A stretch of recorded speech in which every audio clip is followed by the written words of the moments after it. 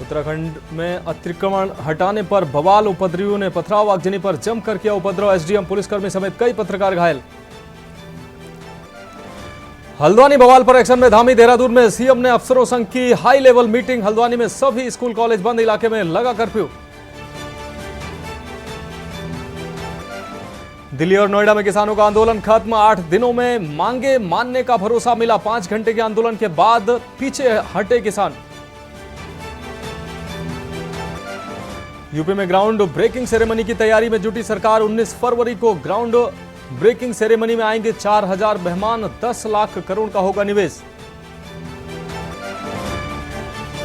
और आचार्य प्रमोद कृष्णम का इंडिया गठबंधन पर बड़ा हमला, बोले इंडिया गठबंधन का नीतीश कुमार ने किया अंतिम संस्कार, अब जयंत चौधरी श्राद्ध करेंगे।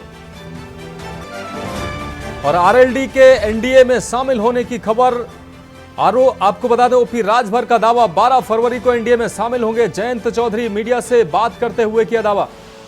आप देख रहे हैं के न्यूज, खबरों का सारथी। नमस्कार, देश की बात में आपका स्वागत है। मैं हूं मनोज मानस और अब खबरें विस्तार से। दिल्ली से अहम खबर सामने आ रही, उत्तम नगर हौली चौक पर हादसा हुआ है। सरकारी ठेकेदार की वजह से यह हादसा हुआ है। दिल्ली जल बोर्ड की बड़ी पाइपलाइन फटी है। आपको बता दें सीसीटीवी कैमरों की लाइन बिछाने में यह लापरवाही हुई है, जिसके बाद यह हादसा हुआ है। दिल्ली पुलिस की सीसीटीवी कैमरों की बिछाई जा रही थी लाइन, इस दौरान बड़ी लापरवाही सामने आई है। एमसीडी का कूड़ा उठाने वाला ट्रक इस गड्ढे में धंस गया है।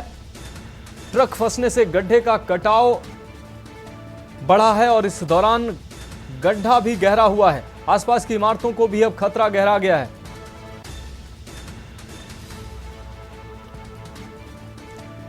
तो दिल्ली पुलिस के सीसीटीवी कैमरे की लाइन बिछाई जा रही थी, इस दौरान ये ट्रक धंसा है।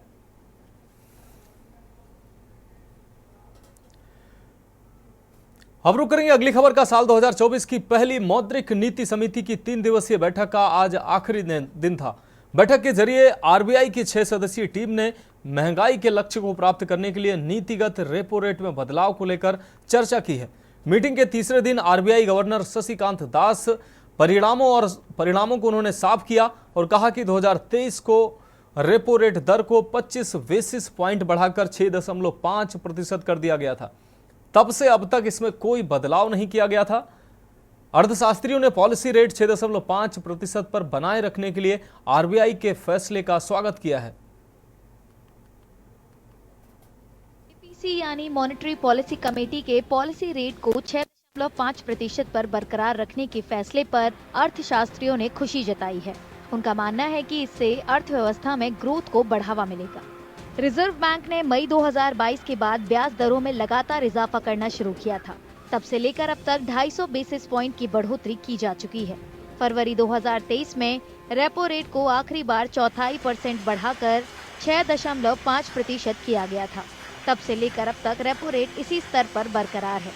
आरबीआई ने वित्त वर्ष 2024-25 के लिए 7% की जीडीपी ग्रोथ का भी अनुमान लगाया है। ये मौजूदा वित्त वर्ष के लिए अनुमानित 7.3% विस्तार से कम है। We decided not to change. The withdrawal of accommodative stand principle is still being applied. The inflation, although is under control, but food and energy inflation risk as per him still remain. RBI के मुताबिक ग्रामीण मांग में तेजी जारी है। शहरी खपत मजबूत बनी हुई है और प्राइवेट सेक्टर के कैपेक्स यानी पूंजीगत व्यय में बहाली के संकेत के साथ इन्वेस्टमेंट साइकिल रफ्तार पकड़ रहा है। अर्थशास्त्रियों का मानना है कि इस फैसले से कंज्यूमरों की तरफ से मांग और खर्च को बढ़ावा देने में मदद मिलेगी। RBI Monetary Policy Committee has taken a very nice and very balanced decision because in India, inflation is very important.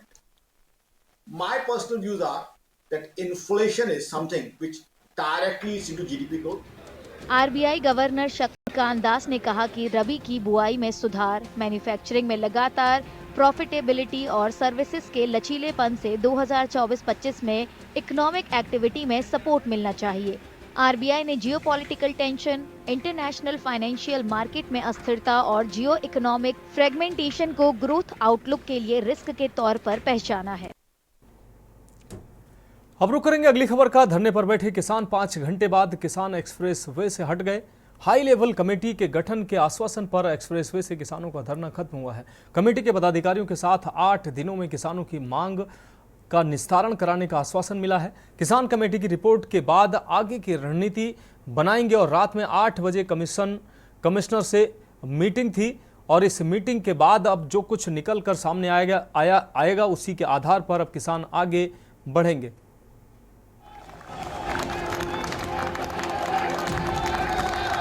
Delhi Noida में अपनी मांगों को लेकर धरने में बैठे किसान 5 घंटे बाद एक्सप्रेस वे से हट गए हैं।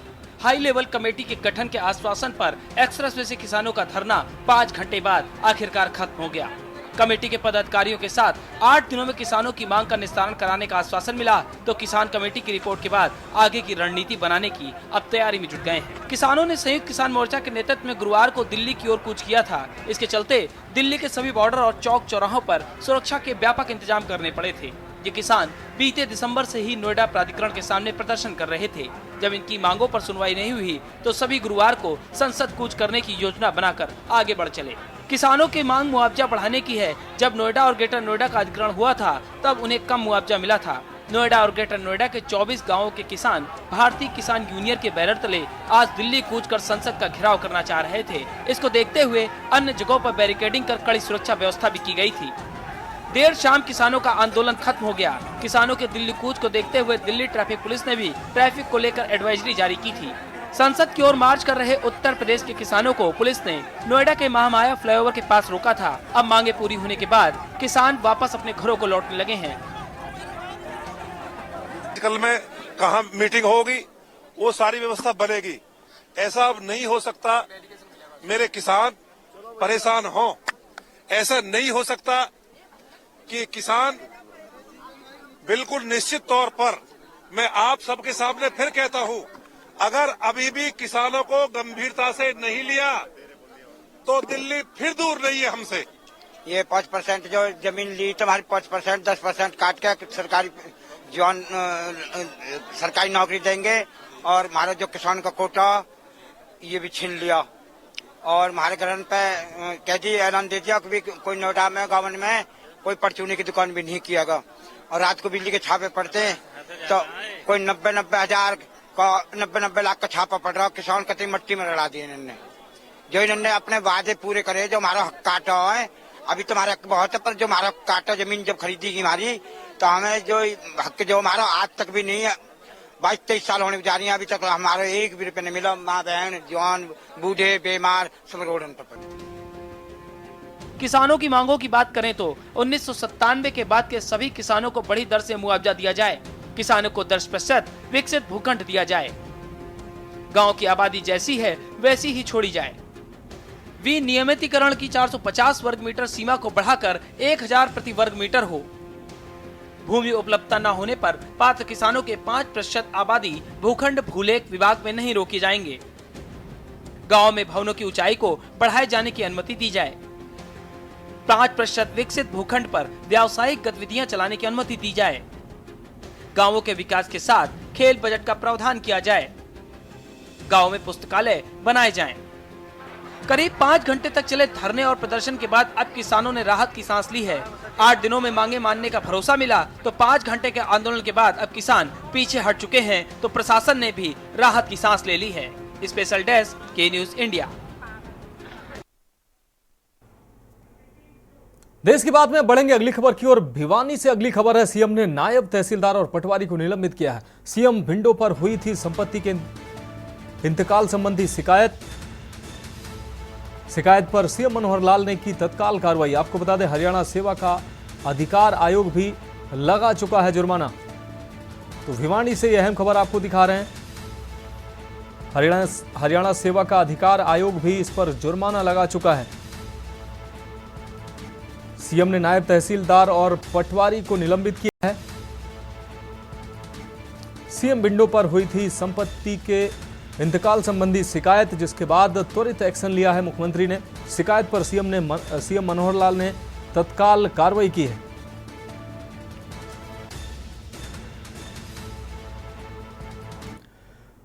तो देश की बात में वक्त एक ब्रेक का है, जल्द हाजिर होंगे। आप देख रहे हैं के न्यूज। ब्रेक के बाद देश की बात में एक बार फिर से आपका स्वागत है। अब रुक करते हैं अगली खबर का। पंजाब सरकार ने आम लोगों की सुविधा के लिए एक बड़ा प्रयास किया है, जिसके चलते अब गुरदासपुर से दिल्ली के लिए 4 टाइम की सरकारी बस चलेगी। पंजाब रोडवेज की बस, जिसका शुभारंभ महाप्रबंधक ने किया है गुरदासपुर के बाबा बंदा सिंह बहादुर बस टर्मिनल पर, नगर सुधार ट्रस्ट गुरदासपुर के कार्यकारी अधिकारी मनोज शर्मा ने इसे हरी झंडी दिखाई है। इस अवसर पर उन्होंने कहा कि अब गुरदासपुर बस स्टैंड से दिल्ली के लिए 4 बसें चलेंगी, हर दिन अलग अलग समय पर, जिससे अब आम लोगों को दिल्ली जाना आसान हो जाएगा। ਇਹ ਸਾਡੇ ਗਵਰਨਮੈਂਟ ਦਾ ਬੜਾ ਵਧੀਆ ਉਪਰਾਲਾ ਜੋ ਕਿ ਗੁਰਦਾਸਪੁਰ ਸ਼ਹਿਰ ਤੋਂ ਸ਼ਹਿਰ ਦੇ ਨਿਵਾਸੀਆਂ ਦੀ ਸਹੂਲਤ ਲਈ ਦਿੱਲੀ ਦੀ ਸਰਵਿਸ ਵੀ ਦਿੱਤੀ ਗਈ ਆ। ਇਹ ਬੱਸ ਸਰਵਿਸ 4 ਟਾਈਮ ਚੱਲੇਗੀ। ਸਾਡਾ ਚੇਅਰਮੈਨ ਸਾਹਿਬ ਨੇ ਆਣਾ ਸੀਗਾ, ਕੁਝ ਸ਼੍ਰੀ ਰਾਜੀਵ ਸ਼ਰਮਾ ਜੀ ਕੁਝ ਕਾਰਨਾਂ ਕਰਕੇ ਉਹ ਕੋਈ ਉਹਨਾਂ ਨੂੰ ਪਰਸਨਲ ਕੰਮ ਪੈ ਗਿਆ, ਇਸ ਕਰਕੇ ਥੋੜਾ ਲੇਟ ਹੋ ਗਏ ਤੇ ਇਹ ਉਹਨਾਂ ਵੱਲੋਂ ਇਹਦੀ ਸ਼ੁਰੂਆਤ ਕੀਤੀ ਜਾਣੀ ਸੀ। ਹੁਣ ਮੈਂ ਬਤੌਰ ਕਾਰਜਸਾਧਕ ਅਫਸਰ ਦੀ ਹਰੀ ਝੰਡੀ ਦੇ ਕੇ ਸ਼ੁਰੂਆਤ ਕੀਤੀ ਹੈ। ਇਹ ਬੱਸਾਂ ਜਿਹੜੀਆਂ 4 ਟਾਈਮ ਚੱਲਣਗੀਆਂ, ਗੁਰਦਾਸਪੁਰ ਤੋਂ 10:33 ਤੇ ਚੱਲੇਗੀ। ਪੰਜਾਬ ਰੋਡ ਦੇ ਬਟਾਲਾ ਵੱਲੋਂ ਗੁਰਦਾਸਪੁਰ ਤੇ ਇਹਦੇ ਨਾਲ ਦੇ ਇਲਾਕਾ ਨਿਵਾਸੀਆਂ ਵਾਸਤੇ ਇੱਕ ਨਵੀਂ ਬੱਸ ਸਰਵਿਸ ਚਲਾਈ ਜਾ ਰਹੀ ਹੈ, ਜਿਹੜੇ ਕਿ 4 ਬੱਸਾਂ ਚੱਲਣਗੀਆਂ ਦਿੱਲੀ ਵਾਸਤੇ। ਅੱਗੇ ਚੇਅਰਮੈਨ ਸਾਹਿਬ ਈਓ ਸਾਹਿਬ ਨੇ ਦੱਸ ਹੀ ਦਿੱਤਾ, ਗੁਰਦਾਸਪੁਰ ਤੋਂ 10:33 ਤੇ ਚੱਲੇਗੀ, ਦੂਜੀ 2:12 ਤੇ ਚੱਲੇਗੀ, ਤੀਸਰੀ 2:53 ਤੇ ਚੱਲੇਗੀ ਤੇ ਚੌਥੀ 5:40 ਤੇ ਚੱਲੇਗੀ। ਇਸ ਤੋਂ ਇਲਾਵਾ ਹੋਰ ਵੀ ਵੱਖ-ਵੱਖ ਸਥਾਨਾਂ ਵਾਸਤੇ ਇਹਦੇ ਸਰਵਿਸ ਚਲਾਉਣ ਦੀ मैं कोशिश करूंगा। अगली खबर फरीदाबाद से है, जहां सेक्टर 58 में मुखबिरी के शक में दोस्तों ने दोस्त की चाकू से गोद कर हत्या कर दी। आरोपी घटना को अंजाम देने के बाद मौके से फरार हो गए। युवक के परिजन उसे लेकर बादशाह खान सिविल अस्पताल पहुंचे, जहां डॉक्टरों ने उसे मृत घोषित कर दिया। पुलिस पूरे मामले की जांच पड़ताल में जुटी हुई है।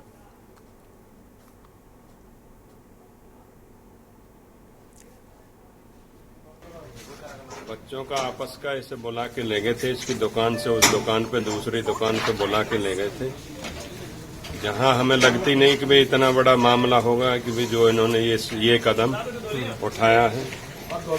और हमारे गांव को करीबन कोई 1400-1500 साल बसे हो गए।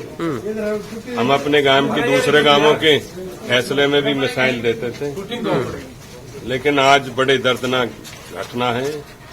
इस तरह की वारदात हमारे गांव में पहली हुई है। हमारे सारे गांव को बड़ा इस चीज का दुख है। ये मेरा छोटा भाई इंद्रजीत डागर है जी। मैं और जगन डागर जी, अमरपाल डागर जी के घर बैठे थे। मेरे पास मनीष का फोन आया कि भैया आपके भाई को चक्कू मार दिए हैं नितेश ने, जिसकी मेरे पास रिकॉर्डिंग भी है फोन में। उसके बाद मैं वहाँ पे पहुंचा हूँ तो एक कमरे में मुझे ऐसी हालत में मिला। मैं इसको पवन अस्पताल लेके गया, वहाँ पे उन्होंने कहा कि इसमें कुछ नहीं है। कमरे में थे ये बाहर थे? दुकान में अंदर थे। दुकान के अंदर हमला हुआ है? हाँ जी। फिर मैंने काउंटर वाउंटर सारे वो करके वहाँ से पब्लिक को बुला के इसको गाड़ी में लिया है। गाड़ी में लेने के बाद पवन हॉस्पिटल लेके गया हूँ। पवन हॉस्पिटल ले जाने के बाद मैं इसको सीधा, उन्होंने कहा भाई इसमें कुछ नहीं है भैया। बच्चों का आपस का इसे बुला के ले गए थे, इसकी दुकान से उस दुकान पे दूसरी दुकान पे बुला के ले गए थे, जहाँ हमें लगती नहीं कि भाई इतना बड़ा। अब रुक करेंगे अगली खबर का। हरियाणा के गुरुग्राम में कुत्तों के काटने की घटनाएं लगातार बढ़ रही हैं।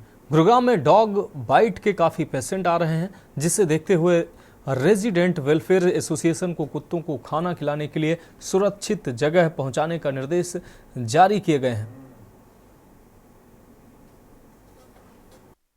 हरियाणा के गुरुग्राम में अचानक कुत्तों के काटने की घटनाएं बढ़ गई हैं। स्वास्थ्य अधिकारियों के मुताबिक सिर्फ जनवरी में ही कुत्तों के काटने की करीब 2700 घटनाएं सामने आई हैं। गुरुग्राम में डॉग बाइट के काफ़ी पेशेंट आ रहे हैं। तकरीबन ये हमारे 100-150 इंजेक्शन जो हैं एंटी रेबिक वैक्सीन जो है डेली हमारे यहाँ लगाए जाते हैं। पिछले महीने का हम आंकड़ा देखें तो जनवरी माह में हमारे जो है तकरीबन 2700 पेशेंट आ चुके हैं जी। और इसके लिए हमारा जो है दवाइयाँ उपलब्ध हैं, काफ़ी मात्रा में उपलब्ध है। जिला अस्पताल में एंटी रेबीज इंजेक्शन लेने के लिए लंबी कतार है। ये इस बात की तस्दीक कर रही है कि लोगों को सड़क के कुत्तों से भारी डर है। अस्पताल के अधिकारियों का कहना है कि वे कुत्ते काटने के मामले अस्पताल आने पर तत्काल इलाज करने का इंतजाम कर रहे हैं। इसके लिए हमने अपना अलग एक कमरा बनाया हुआ है। इसके लिए स्टाफ भी हमारा अलग नियुक्त है। जैसे ही पेशेंट आता है ओपीडी कार्ड बनते ही उसका इमीडिएट हमें ट्रीटमेंट किया जाता है। हाँ, इसमें कोई डिले नहीं होता।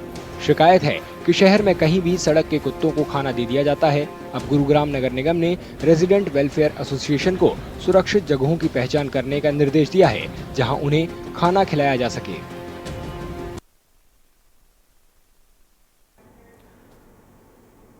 अब रुक करते हैं अगली खबर का। श्रीनगर जिले के करफली मोहल्ला साल कदम इलाके में आतंकवादियों की गोलाबारी में मारे गए युवक अमृतपाल सिंह का शव गुरुवार को अमृतसर के चमियारी लाया गया। शव को देखते ही परिवार में एक बार फिर कोहराम मच गया। वहीं दूसरे युवक रोहित का शव अभी नहीं लाया गया है। जम्मू कश्मीर में साल 2024 की पहली आतंकवादी वारदात हुई है। आतंकवादियों ने बुधवार को श्रीनगर के हप्पा कदल में पंजाब के 2 मजदूरों को गोली मार दी।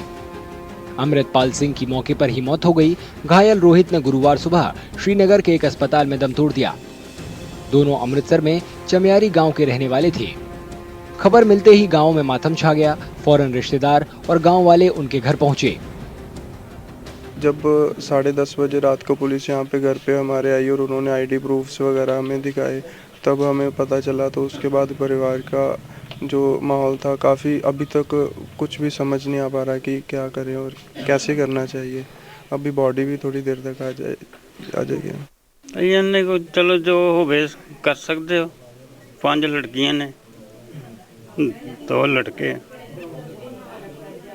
सरकार की अपील कर दी उनके लिए ये गांव बच्चे के नौकरी मिल जाए।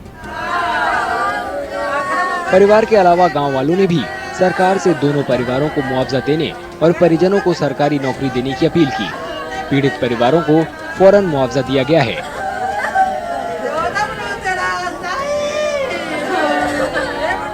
गए थे अपनी रोजी रोटी वास्ते ही उत्थे, पर जांदे उत्थे अतवादियों ने उन्होंने मारता आ। बहुत ही दुखदाई गल है तो ये गरीब परिवार है। मसा ही हैंड टू माउथ वाली इन्हां दी जिहड़ी पोजीशन है। असीं तो इहो करांगे भी जिहड़ी सरकार है जिहड़ी जिन्नी असंभव मदद हो सकती करन। अमृतपाल सिंह 5 साल से श्रीनगर में बढ़ई थे। रोहित छोटे मोटे दूसरे काम करता था।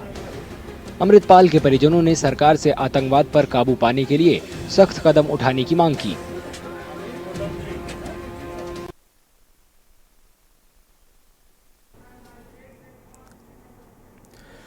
तो यहां रुकेंगे एक ब्रेक के लिए। ब्रेक के बाद छत्तीसगढ़ की खबरों का रुख करते हैं। आप देख रहे हैं के न्यूज खबरों।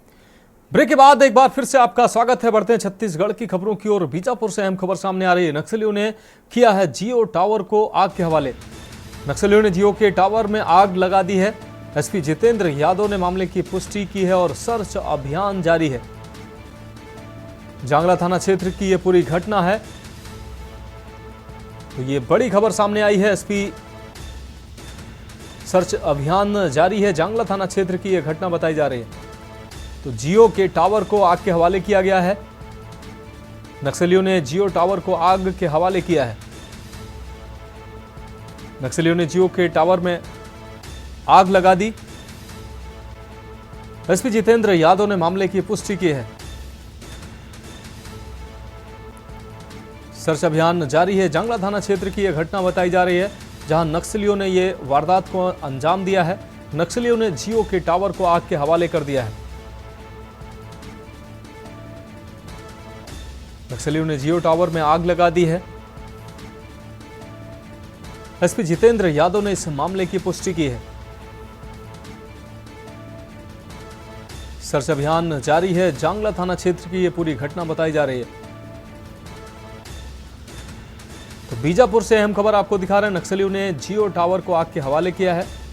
नक्सलियों ने जियो टावर में आग लगा दी है।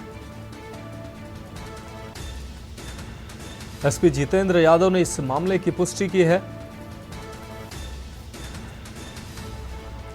सर्च अभियान जारी है। आपको बता दें जांगला थाना क्षेत्र की यह पूरी घटना है।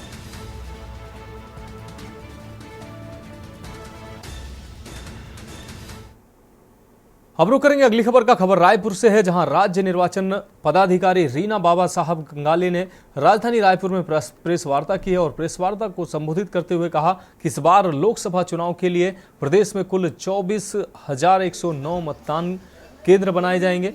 मतदाता सूची अंतिम प्रकाशन मतदाता सूची की गई है। उससे पहले 6 जनवरी को प्रारंभिक प्रकाशन के लिए शुरू किया गया था। मतदाताओं की संख्या में वृद्धि हुई है।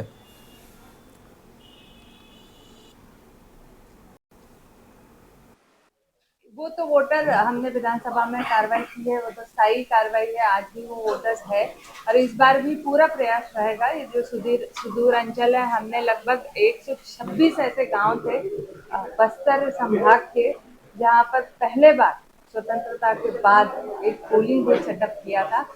64,000 से भी अधिक जो है वहाँ मतदाता हमने दर्ज किए और इन मतदाताओं को भी इस बार भी लोकसभा निर्वाचन में मतदान का अधिकार है। हम रुक करते हैं अगली खबर का। रायपुर प्रेस क्लब में अध्यक्ष सहित पदाधिकारियों का चुनाव 17 फरवरी को होना है। मतदाता सूची का अंतिम प्रकाशन हो चुका है। इस बार 784 सदस्य अपने नए पदाधिकारियों का चयन करेंगे।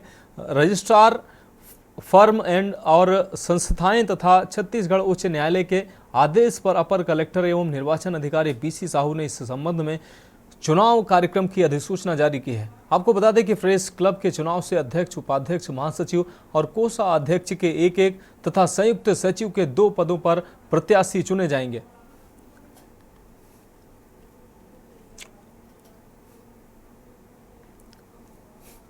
जी बिल्कुल, प्रेस क्लब एक तो सबसे बड़ी उत्साह का विषय है कि बहुत साल बाद प्रेस क्लब का चुनाव हो रहा है और जिस हिसाब से सबका उत्साह देखने को मिल रहा है, अलग अलग पदों पे सब लोग आए हैं, सब अपने अपने मुद्दे लेकर आए हैं।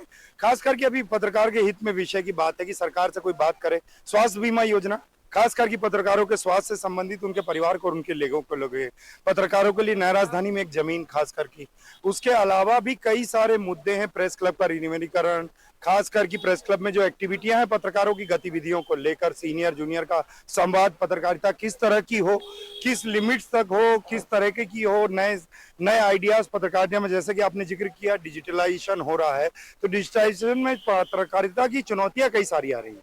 उन चुनौतियों के लिए कार्यशाला हो, विचारों का आदान प्रदान हो। इसके साथ ही कई मुद्दों को लेकर हम लोग प्रेस क्लब चुनाव लड़ रहे हैं। जी, इस बार के चुनाव बिल्कुल बहुत मुश्किल थे। 5.5 साल के बाद चुनाव हो रहा है। कोर्ट में केसेस लगे हुए थे। जो लोग बैठे हुए थे कुर्सियों में, वो लोग हटना नहीं चाहते थे और कोर्ट में केस लगवा के लोग चुनाव को बाधित करके रखे थे। तो बड़ी मुश्किल से हम लोगों ने कोर्ट में लगातार केस लड़के जो है चुनाव कराने की इस प्रक्रिया तक पहुंचे हैं और अब जब चुनाव हो रहे हैं तो बड़ा हर्ष का माहौल है और कोशिश है कि चुनाव निर्विवाद रूप से चुनाव हो। जिस तरह से प्रेस क्लब की गरिमा है, उस प्रेस क्लब की गरिमा के हिसाब से चुनाव हो। सबसे पहले तो मैं माननीय न्यायालय का मैं हार्दिक बधाई, शुभकामना देता हूं कि जिन लोगों ने जो हाईकोर्ट में केस लगाया था, वही लोगों ने केस को वापस लिया और साथ ही हाईकोर्ट ने जो निर्णय दिया मैं उसका स्वागत भी करता हूं। और हमने जो पत्रकारों के लिए जो अच्छा विकास किया है वो सराहनीय है। और सोनडोंगरी में हमने 550 मकान हमने प्रेस कर्मियों को दिया। साथ ही साथ अच्छी शिक्षा, अच्छा स्वास्थ्य, जब भी कोरोना काल के बाद, कोरोना काल में जो भी हमारे साथी खत्म हुए, उनके परिजन खत्म हुए। और तो खबरों में वक्त एक और ब्रेक का है, जल्द हाजिर होंगे। ब्रेक के बाद एक बार फिर से छत्तीसगढ़ की खबरों में आपका स्वागत है। अब रुक करते हैं अगली खबर का। विधानसभा में आज महादेव सट्टा ऐप का मुद्दा जोर शोर से बीजेपी विधायक राजेश मूणत ने उठाया। उन्होंने मीडिया से चर्चा करते हुए पूर्व की कांग्रेस सरकार पर गंभीर आरोप लगाते हुए कहा कि महादेव ऐप के माध्यम से अरबों खरबों का भ्रष्टाचार हुआ है। सारी जानकारी होने के बाद भी पूर्व की सरकार ने कुछ नहीं किया। वहीं राहुल गांधी की यात्रा पर बोले कि डूबता जहाज है कांग्रेस। राजेश मूणत ने कहा कि राहुल गांधी का स्वागत है, अच्छा है, वो आए और अपनी सरकार के कारनामे देखें।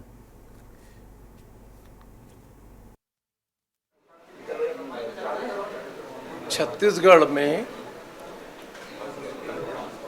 2020 से लेकर लगातार महादेव ऐप के नाम पर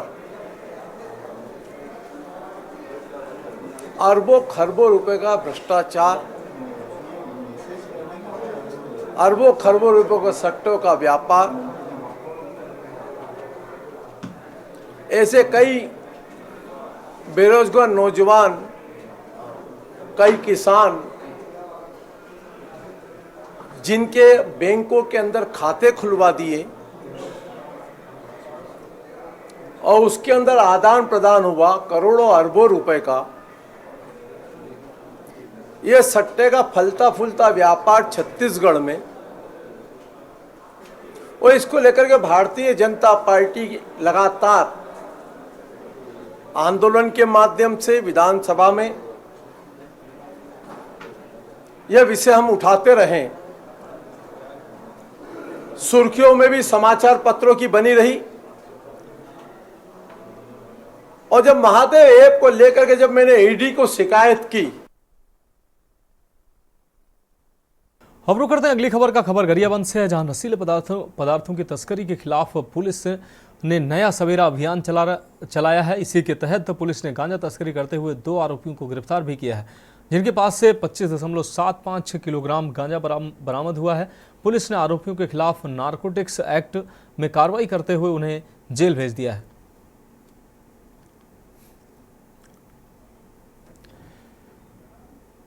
अब बढ़ेंगे अगली खबर की ओर। ठगी का अनोखा मामला प्रकाश में आया है। आपको बता दें, जहां ग्राम पंचायत के सचिव एवं सरपंच को 2 व्यक्ति जो कथित तौर पर न्यू इंडिया भारत का संकल्प मासिक पत्रिका के प्रतिनिधि बनकर आए थे, उनके द्वारा ठगी कर ली गई।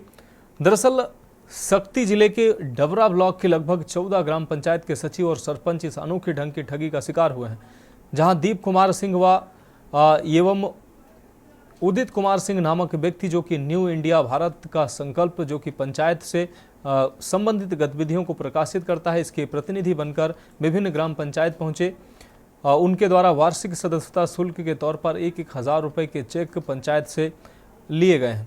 कुछ पंचायतों ने नकदी 1,000 रुपये देना चाहा, पर उन्होंने मना करते हुए चेक की मांग की थी। चेक प्रदान करने के लगभग 10 से 15 दिन पश्चात सचिवों को पता चला कि उनके ग्राम पंचायत के खाते से 1,000 की जगह अलग अलग राशि किसी पंचायत से 31,000, कहीं 64,000 तो कहीं 84,000 आहरित कर ली गई है।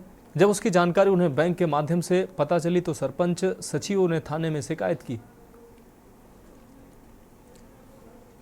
तो व्यक्ति अज्ञात व्यक्ति हमारे सचिव लोगों को घर में जा जाकर कि 1,000 का मासिक पत्रिका न्यू इंडिया के नाम से पंचायत के बारे में छापेंगे करके 1,000 का चेक दिए थे, लेकिन उन लोगों द्वारा फर्जी तरीके से उनको किसी का 94,000, किसी का 84,000 राशि बढ़ाकर बैंक से आहरण कर लिया है, जिसके बैंक स्टेटमेंट लेकर हम लोग थाना में रिपोर्ट दर्ज कराए हैं और सभी चाह रहे हैं कि जो दोषी है उसके ऊपर कड़ी से कार्रवाई।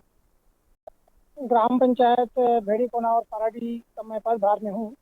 अज्ञात व्यक्ति उदित नारायण दीप कुमार सिंह के नाम से घूम रहे थे पंचायतों में, और उनके द्वारा प्रत्येक पंचायत घूम घूम करके ठगी की राशि वसूल करते हुए मेरे भी पंचायत में आए, और उनके द्वारा कहा गया है कि हम लोग मासिक पत्रिका न्यू इंडिया के नाम से प्रति माह ग्राम पंचायत में उपलब्ध कराएंगे और सालाना शुल्क 1,000 रुपये मांग रहे हैं, जो कि हमारे ग्राम पंचायत पाराडी प्रखंड द्वारा 1,000 रुपये नगद दिया गया था, उनको मेरे समक्ष वापस किए और उनके द्वारा कहा गया कि नगद राशि हमारे में नहीं चलता है, तो हम लोग 1,000 का आप लोगों को रसीद देंगे। आज सरपंच संघ द्वारा चेक जो अवैध रूप से किसी अनजान व्यक्ति के द्वारा राशि कितना का चेक काटा गया था, उससे ज़्यादा का राशि आहरण कर लिया गया है, संबंध में आज ज्ञापन प्राप्त हुआ है। इसके संबंध में सभी सचिव संघ के अधिकारीगण और सचिव लोग थाना प्रभारी को सूचना भी दी है और विधिवत कार्रवाई के लिए उनको आवेदन भी दिए हैं। इनके द्वारा एफआईआर लॉन्च किया गया है और इनके द्वारा जांच की कार्रवाई प्रारंभ कर दी गई है। अब बढ़ेंगे अगली खबर की ओर। सरकार कोई भी हो, हर सरकार बेहतर शिक्षा देने की बात करती है। नहरपुर विकासखंड में साल 2014 में तकनीकी शिक्षा और कौशल विकास को बढ़ावा देने औद्योगिक प्रशिक्षण संस्थान ITI कॉलेज खोला गया था, लेकिन इस कॉलेज में प्रैक्टिकल का सामान देना ही भूल गए। पिछले 9 साल से बिना प्रैक्टिकल के सामान के छात्र पढ़ाई कर रहे हैं। हमारे संवाददाता विकास कुमार अंभोरे ने बात की तो ITI के स्टूडेंट ने बताया कि वर्तमान समय में फैक्ट्री इंडस्ट्रियल में विकास हो रहा है और टेक्निकल वर्कर्स की ज़रूरत बढ़ गई है। ऐसे में ITI की मांग बहुत बढ़ गई है। बहुत सी कंपनी ITI पास स्टूडेंट को अच्छे पैकेज भी दे रहे हैं, लेकिन ITI के छात्र बिना प्रैक्टिस बिना प्रैक्टिकल सामान के पढ़ाई करने को मजबूर हैं। सरकार बेहतर शिक्षा की बात करती है, सरकार जो उच्च क्वालिटी की जो शिक्षा देने की बात करती है और उस शिक्षा में तमाम अरबों रुपए खरबों रुपए खर्च करती है, लेकिन इस जमीनी रिपोर्ट में हम आज बताएंगे कि कांकेर के जो कलेक्टर परिसर में यहाँ पे जो मेरे पीछे देखेंगे यहाँ पे आए हैं सब ITI के छात्र यहाँ मौजूद है। सर जो हमारी परेशानी है वो प्रैक्टिकल सामान को लेकर है और हमारे प्रिंसिपल सर जो है हमारे ऊपर पर्सनली दबाव डालते हैं कि जो हम प्रैक्टिकल सामान के लिए हम लोग बहुत पहले से ही हमारे प्रैक्टिकल सामान नहीं था तो हम लोग पढ़ने में बहुत ही मतलब पढ़ाई तो हम लोग कर रहे हैं बट वो बिना प्रैक्टिकल के संभव नहीं है। देखिए ये बड़ा सवाल है कि बच्चों को स्वीपर नहीं होने के कारण वहाँ की साफ सफाई गंदगी साफ करने के लिए वो मजबूर भी हो रहे हैं। सर कोपा में यही 10 सिस्टम ऑन है और बाकी जो 5 सिस्टम है वो बंद पड़ा हुआ है और हम लोग बच्चे हैं 44 बच्चे हैं जो बहुत प्रॉब्लम होता है प्रैक्टिकल करने में। चेयर भी है वो मतलब कोई लोग खड़े रहते हैं और जो सिस्टम के सामने बैठे रहते हैं उन लोग के लिए चेयर है, बाकी लोग खड़े होकर सिस्टम को देखते रहते हैं। इसके लिए उनकी शिकायत को लेकर कलेक्टर के पास आए। अब देखने वाली बात ये होगी कि कलेक्टर इनकी बातों को कितना संज्ञान में लेता है। विकास भोरे, के न्यूज इंडिया, कांकेर। तो खबरों में वक्त एक और ब्रेक का है, जल्द हाजिर होंगे।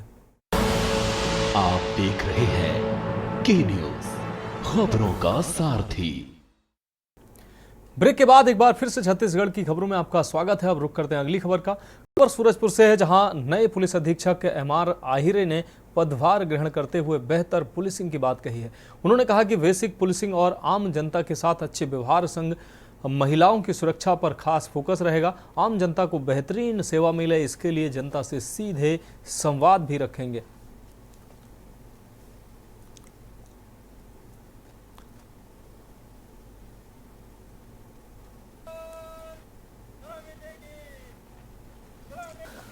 आप सबसे पहले तो आप सभी लोगों को बहुत बहुत धन्यवाद। और सूरजपुर पुलिस में कोई बदलाव जिस ढंग से आप चाह रहे हैं, मेरा फोकस आधारभूत संरचना या बेसिक पुलिसिंग पर ही रहेगा और बेसिक पुलिसिंग जितना बेहतर होगा समाज में बहुत ढेर सारे बदलाव ऐसे ही आ जाते हैं।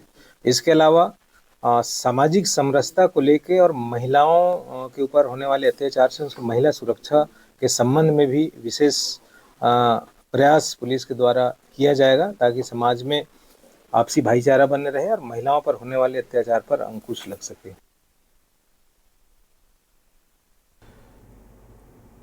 अब रुक करेंगे अगली खबर का। शक्ति जिले के डवरा नगर पंचायत में इन दिनों महतारी वंदन योजना का फॉर्म भरने का सिलसिला जोरों पर जारी है। वहीं नगर पंचायत डवरा के भाजपा पार्षदों के द्वारा अलग से टेंट लगाकर महतारी वंदन योजना का लाभ दिलाने के लिए महिलाओं का फॉर्म भरने के लिए पार्षद उपस्थित होकर उनके दस्तावेजों में अपने हस्ताक्षर कर रहे हैं ताकि माताओं को हस्ताक्षर के लिए भटकना न पड़े। साथ ही वहीं आंगनबाड़ी कार्यकर्ताओं को बुलाकर उनके आवेदन को जमा करवाने में सहयोग प्रदान कर रहे हैं। वहीं शक्ति जिले के भाजपा संगठन प्रभारी गुरपाल सिंह भल्ला ने कहा कि मोदी हैं तो भरोसा है और मोदी जी की महिलाओं के प्रति सशक्त हैं। उनके द्वारा महतारी वंदन योजना जो चलाई जा रही है, निश्चित रूप से लोकसभा चुनाव में इसका सार्थक परिणाम हमारी पार्टी को मिलेगा।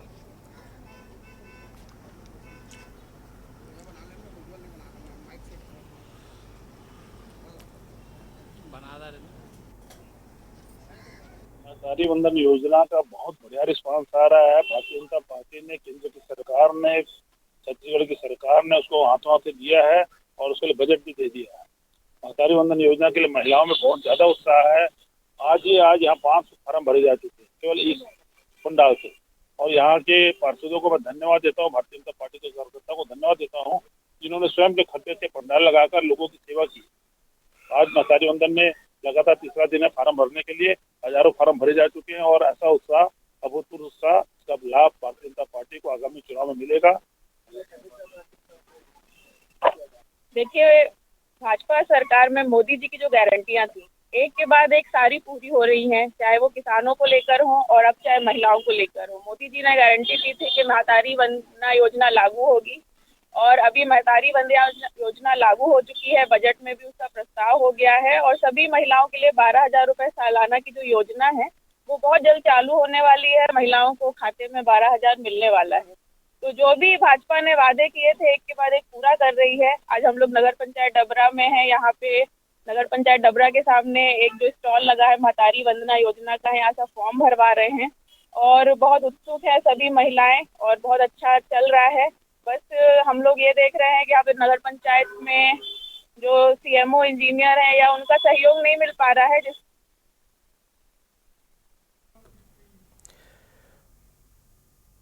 अब रुक करेंगे अगली खबर का। विष्णुदेव साय सरकार का पहला बजट 9 फरवरी को विधानसभा में पेश होगा। सरकार में आने के पहले बीजेपी ने राज्य की जनता से कई बड़े वादे किए हैं। बजट पेश करने से पहले वित्त मंत्री ओपी चौधरी ने कहा कि बजट पेश करने के पहले इसके पहलुओं को बताया नहीं जा सकता, लेकिन इतना जरूर कहूंगा कि इस बजट से छत्तीसगढ़ के विकास में एक मजबूत नींव पड़ेगी। वित्त मंत्री ओपी चौधरी ने कहा कि जनता जनार्दन ने जिस आशा और विश्वास के साथ अपना जनादेश भाजपा को दिया है, ऐसे में यह उनका हक है कि वह सरकार से बेहतरी की उम्मीद करें। उन्होंने कहा कि हम कई बड़े फैसले लेकर आ रहे हैं, इन फैसलों में जनता का लाभ सर्वोपरि है।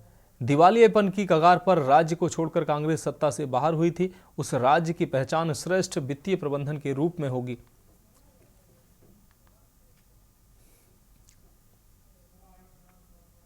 मोदी जी ने कि जो उनकी जो विजन है, उनका जो नजर है, वो देश को बांटने वाली ताकतों से ऊपर उठाकर देश को आगे बढ़ाने के लिए है।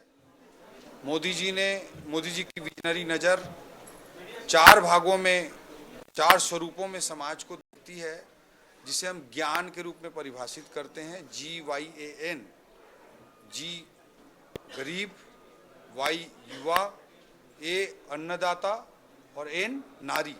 इन 4 स्वरूपों में मोदी जी की विजनरी नजर हमारे समाज को देखती है। अब बढ़ेंगे अगली खबर की ओर। शिक्षा मंत्री बृजमोहन अग्रवाल ने कहा कि अब स्वामी आत्मानंद विश्वविद्यालय का संचालन शिक्षा विभाग करेगा। उन्होंने कहा कि बच्चों के भविष्य के साथ खिलवाड़ किया गया है, इसके लिए हम लोगों ने फैसला लिया कि अब स्वामी आत्मानंद विद्यालय शिक्षा विभाग की देखरेख में संचालित होगा। वहीं शिक्षा मंत्री बृजमोहन अग्रवाल ने रेत माफियाओं को लेकर कहा कि पुरानी सरकार ने रेत माफियाओं के हाथ में शासन सौंप दिया था। इस सरकार की सख्ती से तिलमिलाए हैं ये माफिया, बीजेपी के शासन में उनको ठिकाने लगाया जाएगा।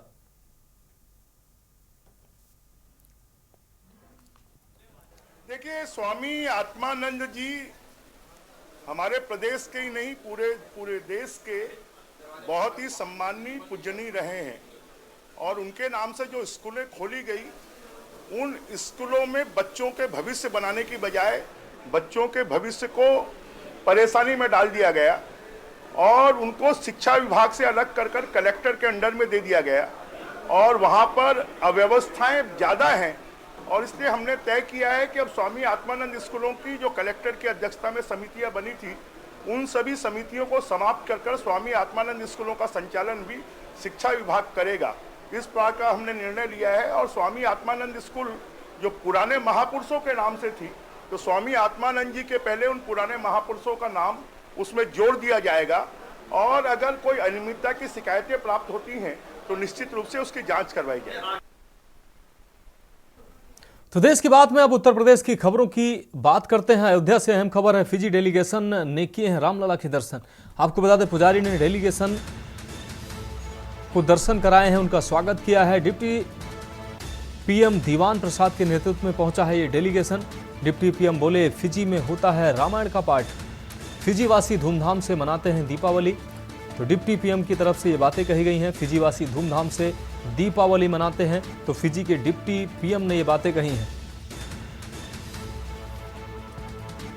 तो फिजी डेलीगेशन अयोध्या पहुंचा है, उन्होंने रामलला के दर्शन किए हैं।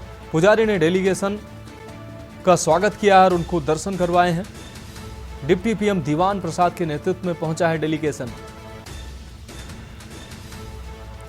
तो डिप्टी पीएम बोले, फिजी में रामायण का पाठ होता है।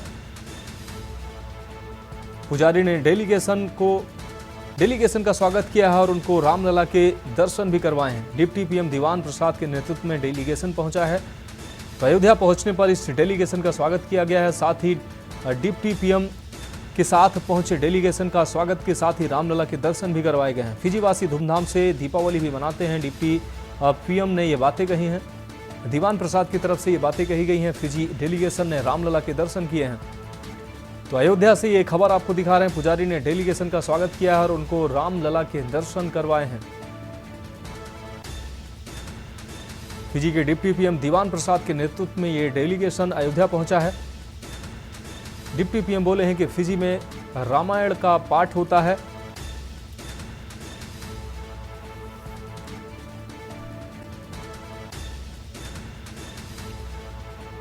तो डिप्टी पीएम दीवान प्रसाद के नेतृत्व में ये डेलीगेशन पहुंचा है।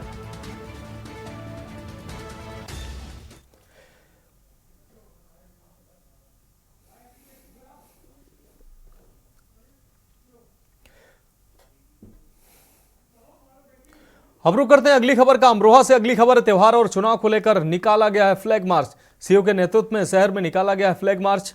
फ्लैग मार्च में केंद्रीय रिजर्व पुलिस भी मौजूद रहा है। पुलिस ने असामाजिक तत्वों को चेतावनी दी है।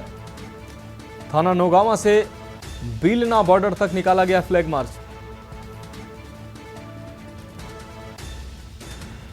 तो फ्लैग मार्च में केंद्रीय रिजर्व पुलिस भी मौजूद रही है। पुलिस ने असामाजिक तत्वों को चेतावनी दी है। सीओ के नेतृत्व में शहर में निकाला गया है फ्लैग मार्च। फ्लैग मार्च में केंद्रीय रिजर्व पुलिस भी मौजूद रही है।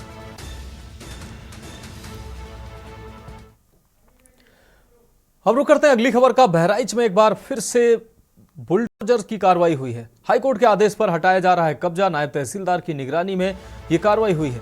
कैसरगंज तहसील क्षेत्र के जरवल कस्बे का यह पूरा मामला है। हाईकोर्ट के आदेश पर बुलडोजर की कार्रवाई हुई है। नायब तहसीलदार की निगरानी में यह कार्रवाई हुई है। तो बहराइच से यह अहम खबर आपको दिखा रहे हैं। कैसरगंज तहसील क्षेत्र के जरवल कस्बे का यह पूरा मामला है, जहां हाईकोर्ट के आदेश के बाद अवैध कब्जा हटाया गया है। बहराइच में एक बार फिर से पीला पंजा चला है। तो प्रशासन का पीला पंजा चला है। हाईकोर्ट के आदेश के बाद अवैध अतिक्रमण को हटाया गया है। नायब तहसीलदार की निगरानी में यह कार्रवाई की गई है। कैसरगंज तहसील क्षेत्र के जरवल कस्बे का यह पूरा मामला है। बहराइच में एक बार फिर से प्रशासन का बुलडोजर चला है। हाईकोर्ट के आदेश के बाद अवैध कब्जे को हटाया गया है। नायब तहसीलदार की निगरानी में यह कार्रवाई हुई है। अवैध निर्माण पर कार्रवाई की गई है। हाईकोर्ट के आदेश के बाद यह कार्रवाई की गई है। अब बढ़ेंगे अगली खबर की ओर। इटावा से अगली अहम खबर है। अज्ञात व्यक्ति का नाले में पड़ा मिला है शव। आपको बता दें, शराब के नशे में व्यक्ति की नाले में गिर जाने से मौत हुई है, ऐसा बताया गया है। सिविल लाइन पुलिस मौके पर पहुंची है और जांच पड़ताल में जुटी है। शव को एम्बुलेंस की सहायता से अस्पताल भी पहुंचाया गया है। इस दौरान सिविल लाइन थाना क्षेत्र के एसएसपी चौराहे की यह घटना बताई जा रही है। तो इटावा से यह अहम खबर आपको दिखा रहे हैं। शराब के नशे में व्यक्ति की नाले में गिर जाने से मौत हुई है, ऐसा बताया गया है। सिविल लाइन पुलिस मौके पर पहुंची और जांच पड़ताल में जुट गई है। साथ ही पुलिस ने शव को एम्बुलेंस की सहायता से अस्पताल भी पहुंचाया है। तो शराब के नशे में व्यक्ति की नाले में गिर जाने से मौत हुई है, ऐसा अंदेशा जताया जा रहा है। सिविल लाइन पुलिस मौके पर पहुंची और जांच पड़ताल में जुटी हुई है। यह अहम खबर इटावा से आपको दिखा रहे हैं। शव को एम्बुलेंस की सहायता से जिला अस्पताल पहुंचाया गया है। सिविल लाइन थाना क्षेत्र के एसएसपी चौराहे की यह पूरी घटना है। तो अज्ञात व्यक्ति का नाले में पड़ा मिला है शव। इटावा से यह खबर आपको दिखा रहे हैं। शराब के नशे में व्यक्ति की नाले में गिर जाने से मौत हुई है, ऐसा अंदेशा जताया जा रहा है। सिविल लाइन पुलिस मौके पर पहुंची है और जांच पड़ताल में जुटी हुई है। इसके साथ ही पुलिस ने शव को एम्बुलेंस की सहायता से जिला अस्पताल में पहुंचाया है।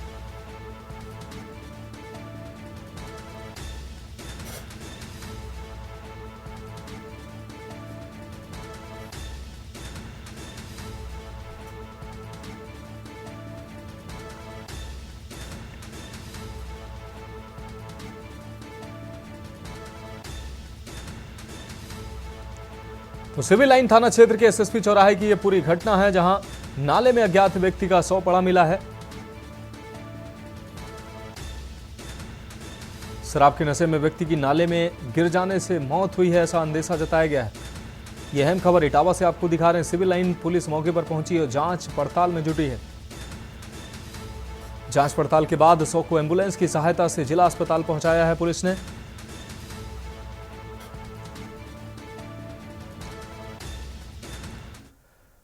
अब रुक करेंगे अगली खबर का। रायबरेली से अगली खबर। तेज रफ्तार कार ने खड़ी बाइकों को रौंदा है। आपको बता दें, रेहड़ी पटरी की दुकान सहित 4 खड़ी बाइकों को रौंदा गया है। उन्नाव की ओर से आ रही तेज रफ्तार कार ने इस हादसे को अंजाम दिया है। हादसे में लगभग आधा दर्जन लोग गंभीर रूप से घायल हुए हैं। हादसे में रेहड़ी पटरी दुकानदार को गंभीर चोटें आई हैं। पुलिस ने एम्बुलेंस से सभी घायलों को अस्पताल पहुंचाया है। गंभीर रूप से घायलों को जिला अस्पताल के लिए रेफर किया गया है। बछरावा कोतवाली क्षेत्र के बबुरिया खेड़ा का यह पूरा मामला है।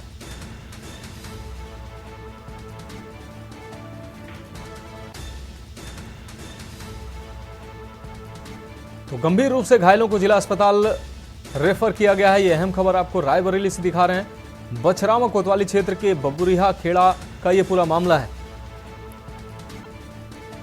तेज रफ्तार कार ने खड़ी बाइकों को रौंदा है। रायबरेली से यह खबर आपको दिखा रहे हैं। रेहड़ी पटरी की दुकान सहित 4 खड़ी बाइकों को कार सवार ने रौंदा है। उन्नाव की ओर से आ रही थी तेज रफ्तार कार। हादसे में लगभग आधा दर्जन लोग गंभीर रूप से घायल हुए हैं। हादसे में रेहड़ी पटरी दुकानदारों को भी गंभीर चोटें आई हैं। पुलिस ने एम्बुलेंस से सभी घायलों को अस्पताल पहुंचाया है। गंभीर रूप से घायलों को जिला अस्पताल के लिए रेफर किया गया है।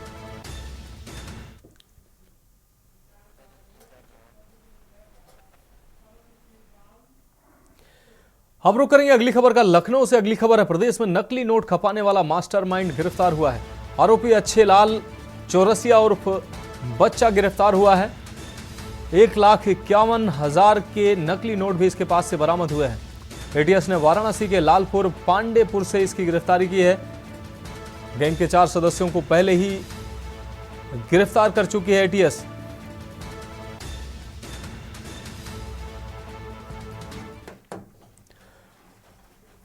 तो देश की बात में अभी मेरे साथ इतना ही। मुझे दीजिए इजाजत और आप देखते रहिए के न्यूज इंडिया।